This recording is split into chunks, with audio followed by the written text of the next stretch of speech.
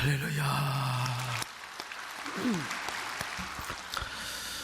제가 늘 말씀드립니다마는 미국의 펜실베니아 주에서 목회를 하셨던 이 메가트니라는 목사님이 계셨어요. 그분은 그곳에서 40년 동안 목회를 하면서 10월 넷째 주 마지막 주만 되면은 항상 오늘 본문을 가지고 겨울이 오기 전에 라는 설교를 했다고 합니다. 똑같은 설교를 하는데도 불구하고 내용이 별 차이가 없음에도 불구하고 전국에서 인산인해를 이루며 아주 볼때와 구름대처럼 성도들이 모여서 그 말씀을 들었다고 합니다. 저도 목사님에 대한 이야기를 들으면서 20년이 넘도록 11월 넷째 주가 오면은 겨울이 오기 전에 라는 말씀을 전해왔습니다.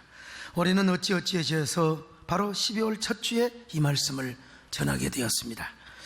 겨울이 다가오면 사람들은 누구나 월동 준비를 하지요. 오늘 본문의 사도 바울도 겨울이 오는 길목에서 월동 준비를 하고 있는 모습을 우리에게 보여주고 있습니다. 바울은 디모데에게 이렇게 말합니다. 디모데후서 4장 13절입니다. 시작. 내가 올 때에 내가 들어와 가보의 집에 둔 겉옷을 가지고 오고 또 책은 특별히 가죽 종이에 쓴 것을 가져오라. 디모데후서 4장 21절입니다. 시작. 너는 겨울 전에 어서 오라. 바울은 일평생 복음을 탁 전하다가 생명을 다하여 복음을 전하다가 로마 황제로부터 사형 언도를 받고 감옥에 갇혀 있습니다. 그 감옥에도 지금 싸늘한 겨울이 성큼성큼 다가오고 있습니다. 그래서 그는 계절적인 월동 준비를 하기 위해서 디모데에게 겉옷을 가져오라고 부탁하고 있습니다. 물론 바울은 계절적인 월동 준비만 하고 있는 것이 아닙니다. 인생의 영적인 겨울 준비를 하기 위해서 그는 가죽 종이에 쓴 성경책을 어서 가져오라고 부탁하고 있습니다. 그러면 오늘 본문에 나오는 겨울이라고 하는 말에는 자신의 죽음이나 순교를 내포하고 있는 영적인 의미도 있다고 할 수 있어요. 바울은 계절적인 겨울이 다가옴을 느끼면서 동시에 인생의 캄캄한 죽음의 계절이 자신에게 성큼성큼 다가오고 있음을 직감하고 있었습니다. 그래서 바울은 인생의 영적인 겨울을 준비하고 있습니다. 바울은 이런 심정을 디모데후서 4장 6절에서 잘 보여주고 있습니다. 자, 4장 6절입니다. 시작. 전제와 같이 내가 벌써 부어지고 나의 떠날 시각이 가까웠도다. 여러분, 자신의 삶이 지금 전제와 같이 부어졌다고 고백하고 있습니다. 전제란 구약에서 제사의 맨 마지막에 하나님께 드리는 포도주를 붓는 이식을 전제라고 합니다. 드려진 예물이 다 탔어요. 이제 연기가 모락모락 나요. 거기에다가 포도주를 탁 붓습니다. 왜 포도주를 붓느냐? 하나님, 제가 오늘 정말 제사 드리기 잘했습니다. 제가 만약에 이 제사를 안 드렸으면 어떻게 되었을까요? 이 제사를 드린 것도 하나님의 은혜입니다. 오늘 예배 나오기를 너무나 잘했습니다. 제 마음도 이렇게 기쁜데 하나님의 마음은 얼마나 기쁘시겠습니까? 이런 마음으로 여러분 딱 이렇게 그 포도주를 드린다 이 말이죠. 오늘 여러분들은 과연 이런 예배를 얼마나 들어보셨습니까? 억지로 따라 나왔는데, 억지로 마누라 따라와서 교회 왔는데, 오늘 참 설교 듣고 예물도 드리고 예배를 끝나고 보니까 너무나 정말 잘 왔구나. 그러면서 가면서 흥금합니다가 하나님 너무나 고맙습니다. 여러분 혹시 이런 적 있으시나요? 하나님, 제가 이번에 특별히 11조를 하기를 너무나 잘했습니다. 감사 헌금을 너무나 하기를 잘했습니다. 그런 마음으로 여러분 그 포도주를 드리는 게 바로 뭐냐? 바로 전제라고 하는 것입니다. 그러니까 지금 이제 사도 바울의 생명이 전제로 부어졌다, 이 말은 이제는 자신의 생명이 얼마 남지 않았다는 말입니다. 그러니까 이 세상을 떠날 시각이 가까웠다는 것이죠. 바로 그런 마음으로 그는 죽음을 준비하고 있습니다. 여러분, 얼마나 숭고하고 아름다운 고백입니까? 내년이면 윤동주 시인의 탄생 100주년을 맞는데 제가 언제부턴가 윤동주 시인에 대해서 관심을 갖기 시작했습니다. 왜냐하면 시를 통해서 항일정신과 간접적인 독립운동을 했다고 생각을 했기 때문이죠. 물론 그는 총과 칼을 들지는 않았습니다. 그는 자신의 시와 글을 통해서 항일정신을 나타냈고 그의 삶 자체가 일제에 대한 저항 정신을 표현한 것이죠. 윤동주가 니교 대학에서 공부를 할 때 사귀었던 여학생이 있었는데, 여러분, 그 여학생이 아직도 생존해 있습니다. 그녀에 의하면 윤동주가 항상 입버릇처럼 조선의 독립을 이야기했다는 것입니다. 그리고 자신이 일본에 공부하러 온 것도 조선의 독립을 위해서 왔다고 이야기했다는 거예요. 저 방송국에서 윤동주 다큐를 준비하고 있다는 이야기를 듣고 100살이 다 되신 할머니로부터 연락이 왔어요. 윤동주에 대한 증언을 내가 해주고 싶다고. 그래서 제가 이번 주 화요일 날 아침에 갔다가 저녁에 돌아옵니다. 자, 그런데 윤동주 시인이 기독교 정신으로 시작한 항일 정신을 가장 잘 표현하는 시가 바로 십자가 시라고 할 수 있는데요. 그는 조국의 독립을 위해서라면 자신의 하나밖에 없는 생명을 십자가 아래 모가지를 들이우고 꽃처럼 피어나는 피를 어두워져가는 하늘 밑에 조용히 드리겠다고 고백을 하였습니다. 그런 그의 시의 고백대로 그는 일본에 가서 독립운동을 공모했다는 죄로 잡혀 후쿠오카 감옥에서 감옥 생활을 하다가 일본의 생체 실험 주사를 맞고 죽었어요. 그러니까 그는 그의 시처럼 조국의 독립을 위해서 민족의 재단 위에 자신의 생명을 제물로 드린 것이죠. 자, 그런데 윤동주가 생체 실험 주사를 맞고 하루아침에 죽은 것이 아니라 여러분 몇 달을 시들 앓다가 죽었어요. 그래서 그도 역시 죽음을 준비했을 것입니다. 제가 윤동주를 추모하는 이 연작시 내지는 평전시를 40여 편 이상 썼는데, 윤동주의 시적 화제와 일치가 되어서 제가 윤동주 속에 들어가고 윤동주의 혼, 그의 시적인 혼이 제 속에 들어오고, 그래서 제가 윤동주가 되고 윤동주의 시가 제 안에 들어와서 시를 썼는데, 제 40여 편의 시 중에 하나가 명동촌의 가을이라고 하는 시입니다. 명동촌의 가을. 어린 시절 가을이 오면 누군가가 잎새들마다 물감을 칠한 줄 알았어. 그것은 구름 사이로 뻗은 조물주의 손이 그린 유리한 채색이었지. 그 불타는 경이로운 사냐를 바라보며 황홀한 가슴 두드릴 때가 한두 번이 아니었어. 들녘에는 황금빛 오곡백과 물들고 낮에는 동부들의 흥겨운 풍년과 곡조, 밭에는 그 밭들 사이로 별빛 스러지는 모습, 어쩌면 그때가 가장 행복했었지. 가을 잎새가 하나씩 하나씩 떨어질 때마다 낙엽 박는 발자국 소리가 내 영혼의 푸른 바다의 깊은 사색에 닻을 내렸지. 집 앞 살구나무 잎새가 바람에 떨어져 나갈 때면은 오헬리의 마지막 잎새를 생각하기도 했어. 그런데 지금 후쿠오카 감옥에 있는 나무 잎새가 몇 개 남지 않았는데, 아, 고향의 살개나무 잎새는 얼마나 남았을까.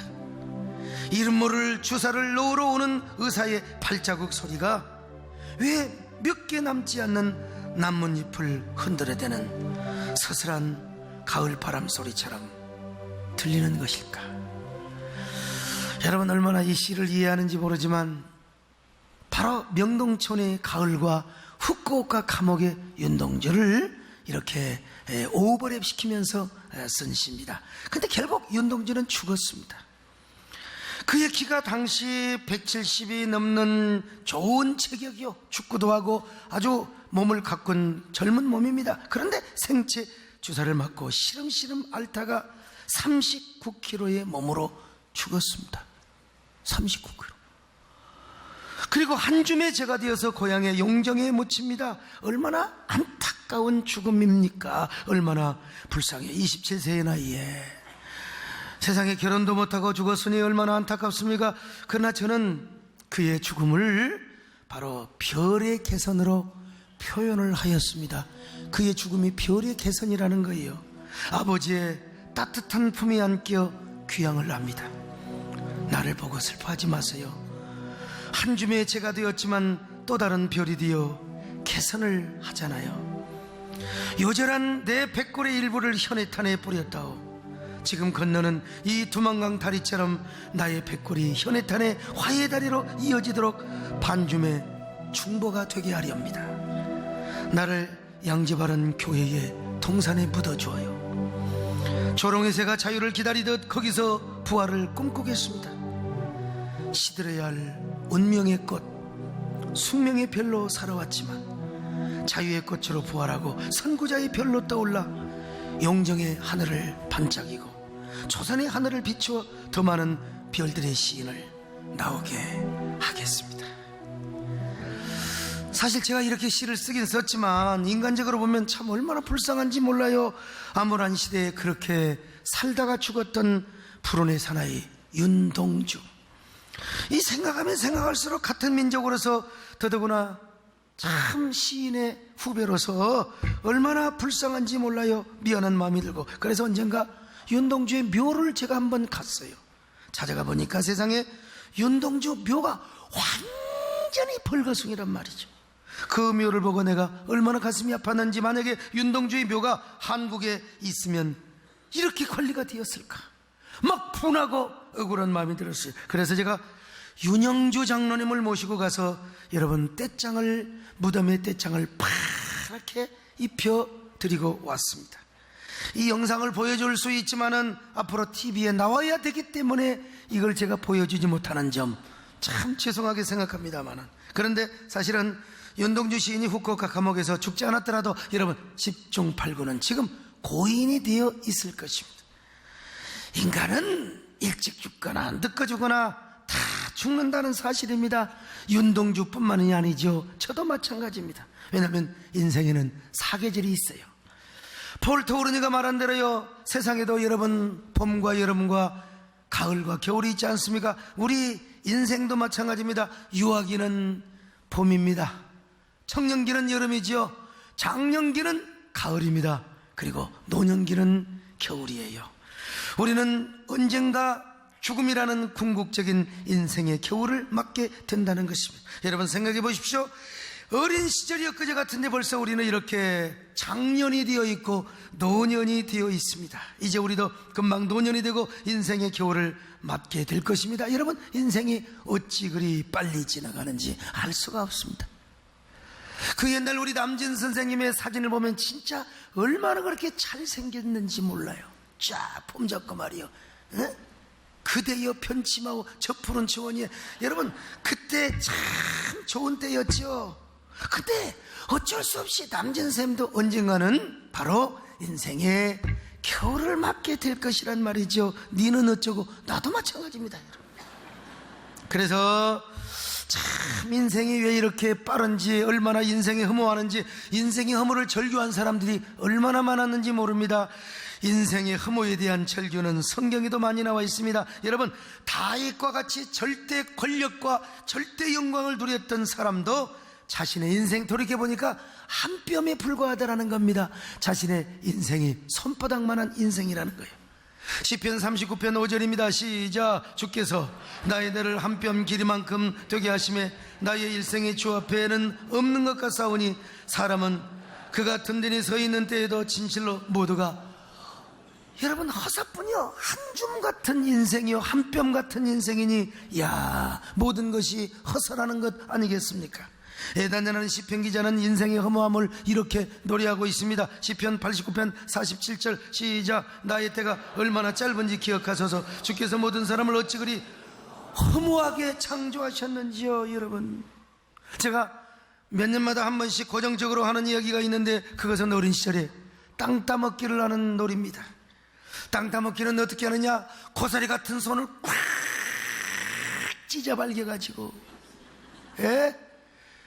그래서 그 손뼉을 한 번씩 한 번씩 캐면서, 그것도 가위바위보를 해가지고, 여러분, 그러면 그때 어쩔 수가 없어. 손이 찢어지도록 벌려야 했고, 그것도 손이 적으니까 저는 여러분 손이 여자 손 같아요.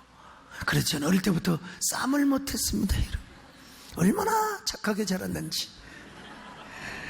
그런데 땅을 따먹기 위해서는 손이 찢어지도록, 그러면 찢어지기만 합니까? 살짝 사기도 쳐야 돼요. 그러니까 사람들이 뭐라고 합니까? 막 애들이 말이야, 이 새끼야 왜 사기를 치냐고, 내가 언제 쳤냐 이 새끼야. 그리고 막 땅 따먹기 하다가 막 쌈박질을 하는 거예요. 하루 종일 그렇게 해서 요즘 말로 말하면 남보다 넓은 땅을 차지했고 많은 부동산을 취득했습니다. 그러나 아무리 손이 찢어지도록 손뼉을 넓혀서 땅을 많이 따먹은들 저녁이 오면 어떻게 됩니까? 물론 땅을 많이 따먹는 날은 막 기분이 좋아. 시루뽕을 먹은 사람처럼 막 가슴이 둥둥 떠올라. 야, 그때는 기분이 째진다 그랬거든. 기분이 째졌습니다. 그날 밤은 너무나 기분이 째져서 잠이 오지 않을 것 같습니다. 그러나 여러분, 그런 기쁨도 한순간입니다. 해가 뉘엿뉘엿 서산머리에 떨어질 때 드디어 가장 높은 고개턱 우리 집 쪽에서 사납게 들려오는 우리 아버지의 카랑카랑하는 음성이 들린 거예요. 누구를 부릅니까? 감사가 이 짝찢어질 놈의 자식, 맞아 죽일 놈의 자식. 응? 그러면 그만이 따놓은 땅이 내게 무슨 소용이 있습니까? 여러분, 그 땅은 내 땅이 아니요, 회관 마당 땅입니다. 여러분, 아무리 손을 많이 그어놓았다 할지라도 여러분, 그 땅은 내 땅이 아니라 다 툴툴 털고 회관 땅으로 남겨두고 그냥 흔적밖에 없어요. 손 툭툭 들고 집에 가서 매만년 일밖에 없습니다. 여러분, 이게 뭐냐? 우리의 인생 얘기라는 것입니다. 오늘 현대인들도 더 많은 아파트, 더 좋은 아파트, 화장실 2개에서 그것도 이제는 만족하지 못해서 화장실 3개짜리를 얻으려고 얼마나 그 아파트를 살려고 몸부림을 치며 살아가는지 모릅니다. 여러분, 아무리 땅을 넓히고 수표를 많이, 아무리 통장에 저축을 많이 해놓은다 할지라도 하나님이 우리를 부르시면 우리는 그저 손 툭툭 털고 하나님 앞에 가야 되는 거예요. 이게 우리의 인생이라는 거예요. 인생은 마치 우리의 손가락으로 마을 회관 앞에 흙바닥에다가 그려놓은 선과 같습니다. 지나고 나오면 흔적밖에 없어요. 그러므로 인간의 욕망과 탐욕의 몸부림도 결국 저 불꽃 앞에서 팔락거리는 불나방의 마지막 몸짓에 불과하다는 것이죠. 여러분, 그렇게 몸부림치며 모아놓았던 세상의 부와 성공, 그렇게 이룬 명예와 그 많은 소유들, 그 모든 것도 인생의 저녁, 곧 인생의 죽음의 계절이 다가오면은 여러분, 모든 것들이 한 줌의 재가 되어버리고 만다는 사실이죠. 하늘에서 그만 오라고 손짓하며 우리를 부르면은 우리는 손 털고 가야 하는 게 우리의 인생이요. 과연 인생은 나그네 길, 어디서 왔다가 어디로 가는가? 그래서 최희준 선생님은 이런 노래를 불렀지 않습니까? 이게 우리의 모든 고백입니다. 예수 믿지 않고 하나님을 모르는 사람은 다 이런 노래 부르다가 그냥 가는 거예요. 인생은 나그네 길, 어디서 왔다가 어디로 가는가. 구름이 흘러가듯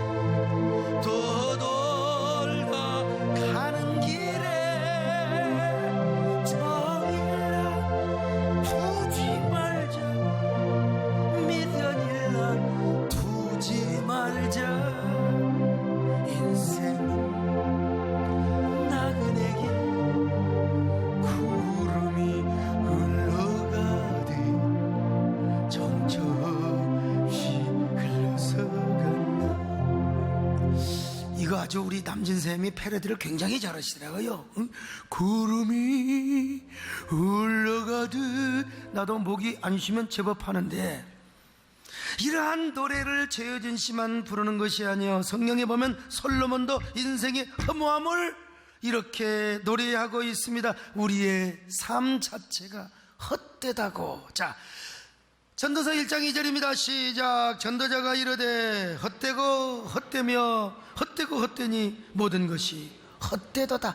모든 것이 헛되도다. 그래서 여러분, 이런 노래가 있지 않습니까? 여러분, 세상만 살피니 참헛되구나. 부의 공명 장수는 못하니 고대광실 높은 집 문자 넉탑도 우리 한번 죽으면 일장의 주몽. 참, 오늘 목사님 이렇게 기분 더럽게 하는 설교를 하십니까? 우리가 알아야 돼요. 인생이 처음부터 끝까지 헛되고 헛되고 헛되다 헛되다 헛되다. 그러다 보니 야, 참 우리 인생이 뭐냐? 바람을 잡는 것과 같다는 것입니다. 전도서 1장 14절입니다. 시작. 내가 해 아래서 행하는 모든 일을 보았노라. 보라, 모두 다 헛되어 바람을 잡으려는 것이로다. 바람 잡는 거요. 여러분, 바람을 잡아보셨어요? 바람을 어떻게 잡아볼 수가 있습니까? 한순간이라도 바람을 움켜본 적이 있느냐 이 말이죠. 그런데도 우리는 바람을 잡는 것처럼 그렇게 가를 부르며 허무한 삶을 살고 있다는 거예요. 여러분, 솔로몬이 누굽니까?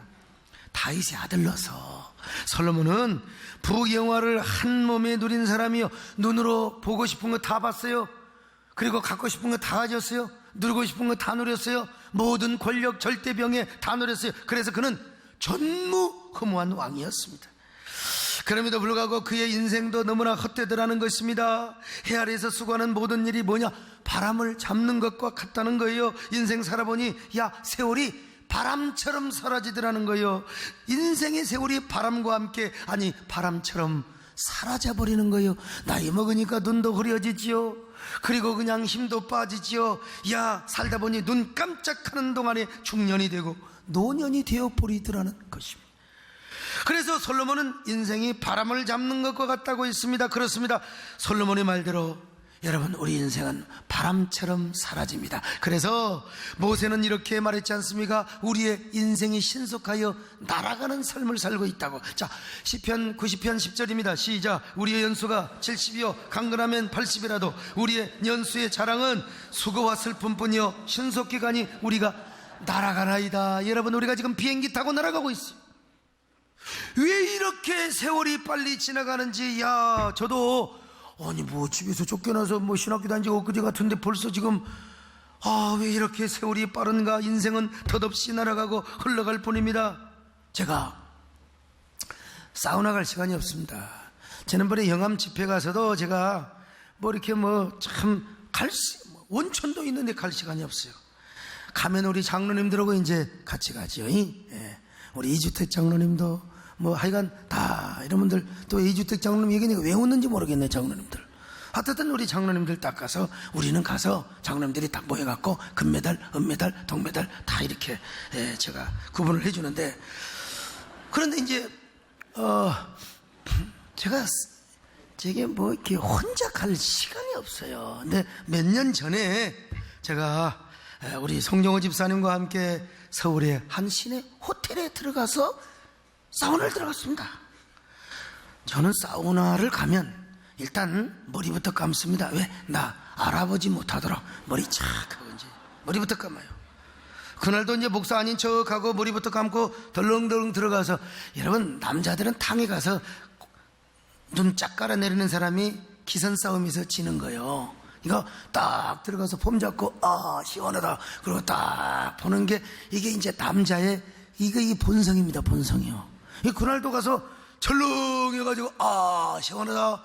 그래서 사람들이 몇 사람 있는데 한 사람이 저를 바라보고 이렇게 외치는 겁니다. 안녕하세요, 소강성 목사님 아니십니까? 그러니까 거기 있는 사람이 전부 나를 보잖아요. 저 새끼 목사였네. 말은 안 해도. 그래서 누구시더라? 그랬더니 저 가수 서유석입니다. 그분이 교회 안수 집사님이시거든. 좀 귓속말로 인사를 하시지. 그냥 세게 해버리니까 전부 다 그래서 그때부터 이제 눈을 깔아내리면서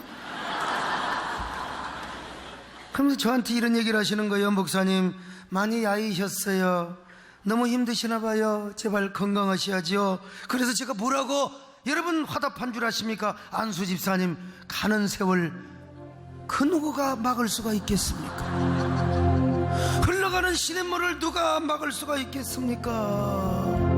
가는 세월 그 누구가 잡을 수가 있나요? 흘러가는 시냇물을 막을 수가 있나요? 여러분, 그렇습니다. 이런 시를 그냥 이렇게 노래로 하니까 대중음악이 되는 거예요. 여러분, 누가 가는 세월, 바람과 같은 세월을 누가 잡아요? 황제도 못 잡아요. 미안하지만 대통령도 못 잡아요. 미안하지만 의사 선생님도 못 잡아요. 아무리 여러분 여자분들 보톡스를 맞고 웃는 것도 안녕하세요 그런다고 여러분 세월을 잡을 수가 있겠습니까?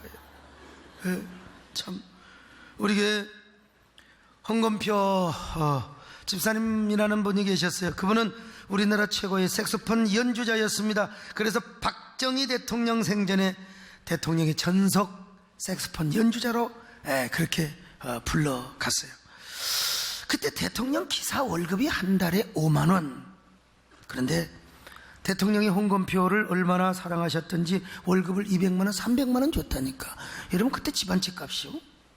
왜 그렇게 많이 준 줄 아세요? 대통령께서 그렇게 화통하시다가도 술만 마셨다 하면 황성의 터를 부르는 거예요. 근데 이 황성의 터를 색소폰으로 부르면 참 기가 막힙니다. 기가 막혀. 그래서 자기가 먼저 부르시더니 어이 홍건표 황성의 터 한번 불러봐. 그러면 이제 황성의 터 이제 바라바라바라 그냥 부르면 안 돼요. 바라바라바라바라바라바라바라바라바라 바라바라바라바라바라바라. 하이, 나도 이 색소폰을 한 대 야마하 사다 놨더니 누가 지금 가져가 버렸어요. 아무튼 이렇게 불러야죠. 그러면 대통령이 따라 부르거나 눈물을 막 흥건하게 적시며 허무한 상념에 잡혀 계시더라는 거예요. 그런데 여러분 그런 대통령께서도 돌아가셨잖아요. 며칠 전 어떤 또 사람이 세상에 어떻게 대통령 생가에다가 불을 질러버린 일도 있었습니다만은 하여간 세상에 불 지를 데 없어서 그런 데 가서 불을 지릅니까? 그런데 박 대통령만 돌아가신 줄 아십니까? 그 앞에서 색소폰을 구슬프게 연주했던 홍건표 집사님도 2년 전에 돌아가셨어요. 아니 그렇게 뭐 종합검진하고 오더니 목사님 내 피가요 한 40대 피래요. 그러더니 언젠가 또 가서 보니까 세상에 폐암이요. 그래갖고 그냥 급작스럽게 돌아가셔 버렸어요. 그래서 우리 교회에서 이제 그분은 색소폰을 불 수가 없습니다.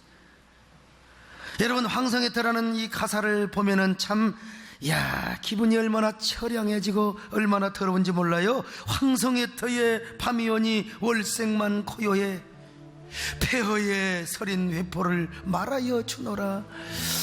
제가 이 색소폰은 아니더라도 하모니카를 통해서 한번 제가 이 기분 더럽게 하는 노래 어쩔 수 없이 한 번은 제가 한번 불러보겠습니다.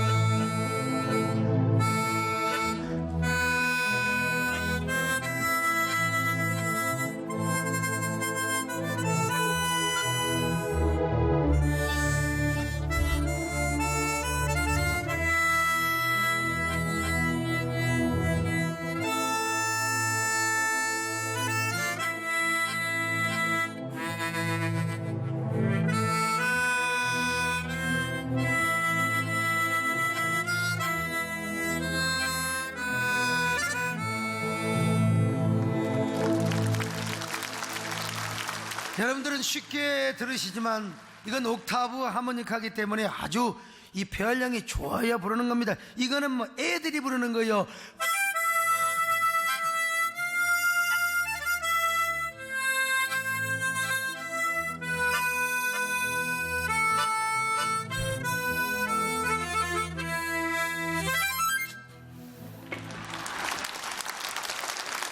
예수 믿지 않고 하나님을 모르는 사람들은 이 노래만 계속해서 한 잔 마시고 또 불러, 한 잔 마시고 또 불러. 여러분 자살하기 딱 좋은 노래입니다.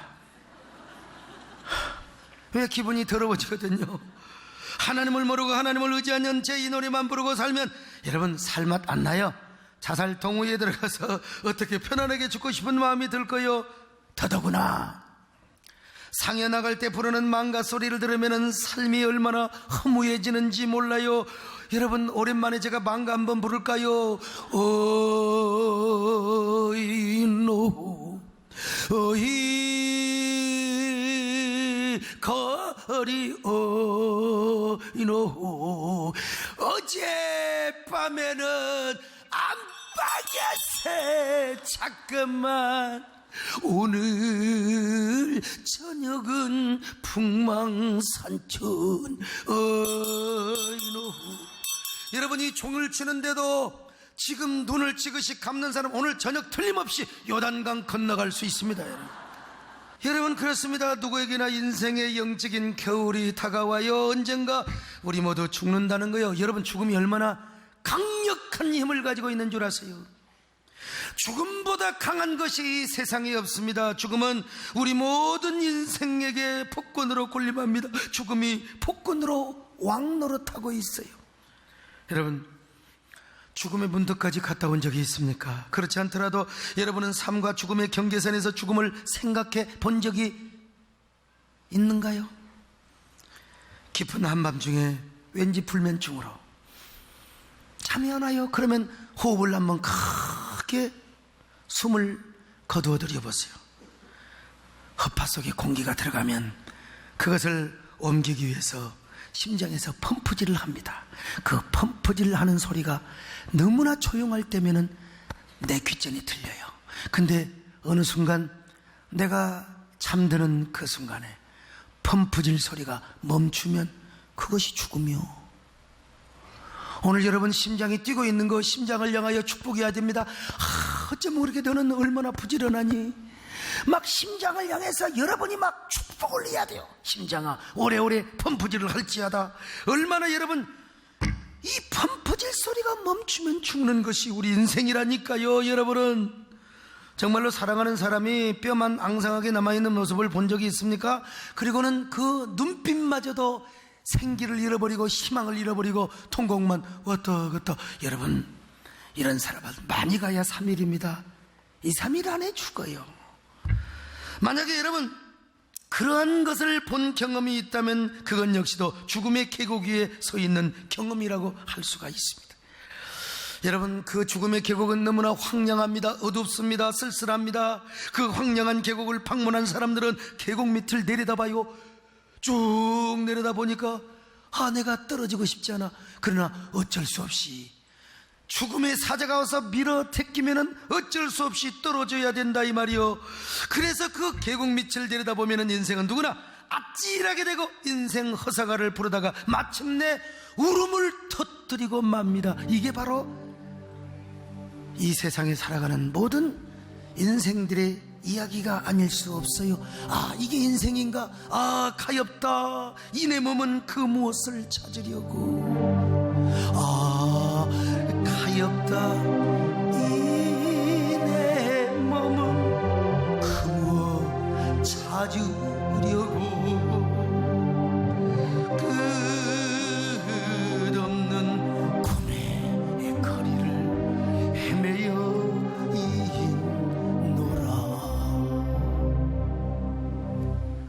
인생이 그런 거라는 거예요. 누구나 그 죽음의 계곡 끝에서 서게 되면 모든 삶이 한눈에 들어옵니다.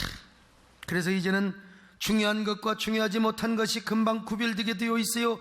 내가 지금까지 이 자리에 오기까지 무슨 차를 타고 왔나? 여러분, 그게 중요하지 않아요. 내가 박사학위를 몇 개 받았나? 여러분, 중요하지 않아요. 내가 어떤 학교를 나오고 사회적으로 어떤 부와 성공을 이루었는가? 여러분, 중요하지 않아요. 관심의 대상이 아니에요.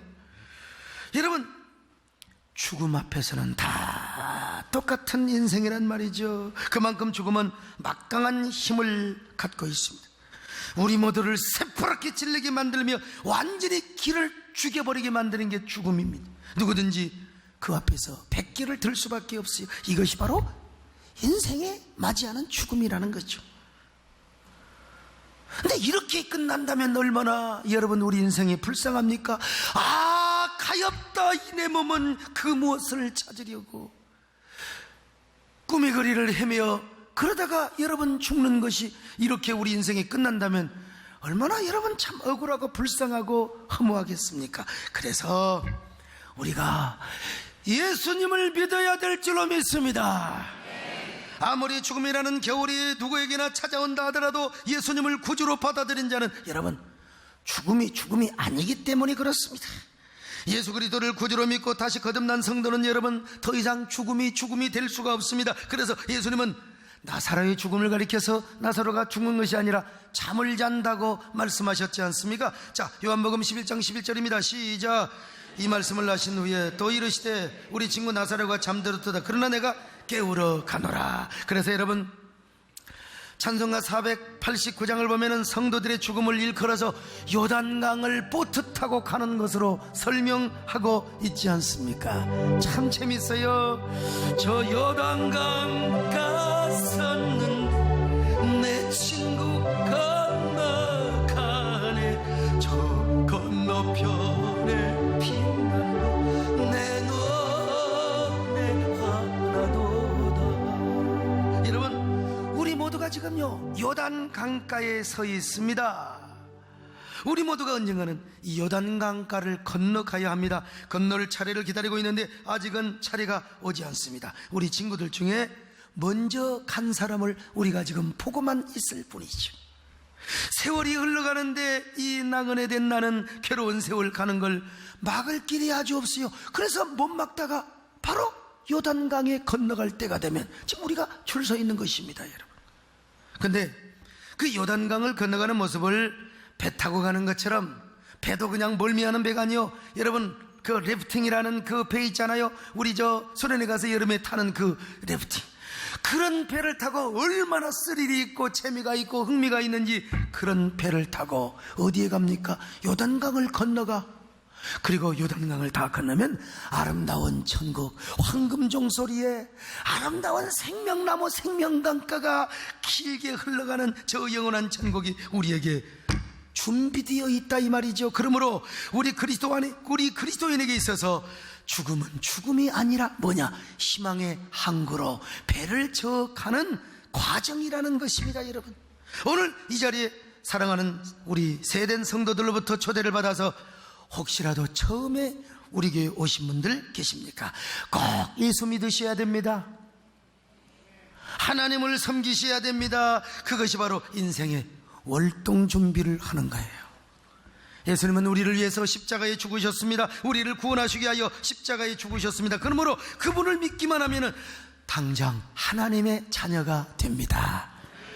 저 심판과 사망의 세계에서 영생의 세계로 옮기우게 된다 이 말이요. 성경 보실까요? 요한복음 1장 12절 시작. 영접하는 자 곧 그 이름을 믿는 자들에게는 하나님의 자녀가 되는 권세를 주었어요. 자, 요한복음 5장 24절 시작. 내가 진실로 너희에게 이르노니 내 말을 듣고 또 나 보내신 이를 믿는 자는 영생을 얻었고 심판에 이르지 아니하나니 사망에서 생명으로 옮겨왔느니라. 그렇습니다, 여러분. 그렇기 때문에 예수 믿는 사람은 죽음이 아니요, 이제는 잠시 육신이 잠들어 있는 것입니다. 육신이 잠들어 있는 동안 영혼은 저 하늘나라에서 하나님 품에서 쉬고 있습니다. 예수님이 다시 오시는 그날 우리의 잠들어 있는 육체를 주님께서 다시 일으켜 주십니다. 화장을 해서 유골을 하든지 유골이 어디 있든지 간에 하나님께서 반드시 그의 육체를 부활시켜 주신단 말입니다. 그리고 언젠가 영혼과 육체가 서로 만나서 이제 아름다운 그리고 온전한 인격체 몸을 이루어서 저 영원한 천국에서 길이 왕노릇하며 온 천하를 다스리며 여러분 행복한 영생의 삶을 누리게 되는 겁니다. 그러므로 마음속에 아직 예수 그리스도를 모르는 분들이여 예수님을 믿으시기를 바랍니다. 하나님의 자녀가 되시기를 바랍니다. 이것이 인생의 월동 준비를 하는 것입니다. 물론 예수 믿는 사람들도 구체적으로 월동 준비하는 게 있어요. 그건 다음 시간에 하겠습니다만은 어쨌든 간에 우리 모두 인생의 궁극적인 월동 준비, 겨울을 잘 맞으셔서 심판이 아니라 영벌이 아니라 지옥이 아니라 저 영원한 천국에서 영생의 삶을 누리시기를 주의 이름으로 축원합니다. 하나님 아버지 고맙습니다. 감사합니다. 우리 모두 인생의 겨울이 오기 전에 월동 준비를 잘하는 오직 예수 믿고 우리가 우리의 진정한 영원한 삶을 준비하는 저희들 되게 하여 주시옵소서. 예수님의 이름으로 기도드립나이다. 아멘.